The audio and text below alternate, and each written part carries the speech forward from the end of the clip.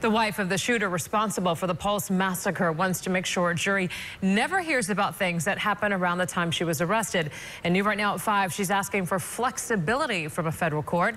Channel 9's Field Sutton live at the federal courthouse in Orlando. And Field, she wants a special exemption to rule that limits what you can actually file in a case.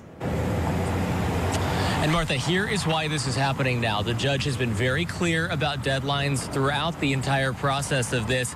We are right up against a deadline for filing certain motions in the case, and that would include a motion to suppress, which is what it's called. That's something where you're asking the judge to essentially throw certain things out and make sure the jury never hears them. Earlier this month, we found out Noor Salman is accused of deleting text messages on her phone the night of the attack that killed 49 people at Pulse and injured many more.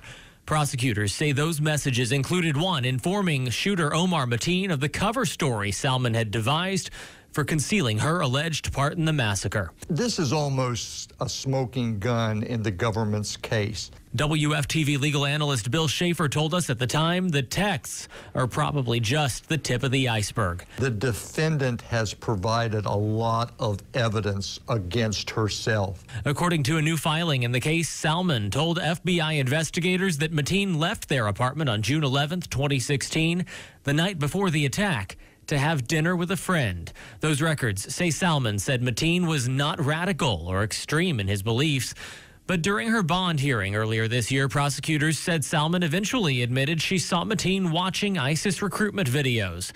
Fast forward to the widow's 8th month in federal custody, and we are expecting to see that motion for suppression filed within days. It is likely to target those kinds of alleged statements to federal investigators, perhaps arguing Salman was under duress or not properly informed of her rights, essentially using technicalities to try to dodge the potentially deep impact of her own admissions after being arrested. And it looks like Salman's attorneys are going to be offering quite a few reasons for those things to be thrown out. They're asking for an additional 10 typed pages worth of space to lay out all their arguments for why jurors should ultimately not be able to hear from Salman in her own words, allegedly her own words describing her part in the way things played out at Pulse. Live in Orlando, Field Sutton, Channel 9 Eyewitness News.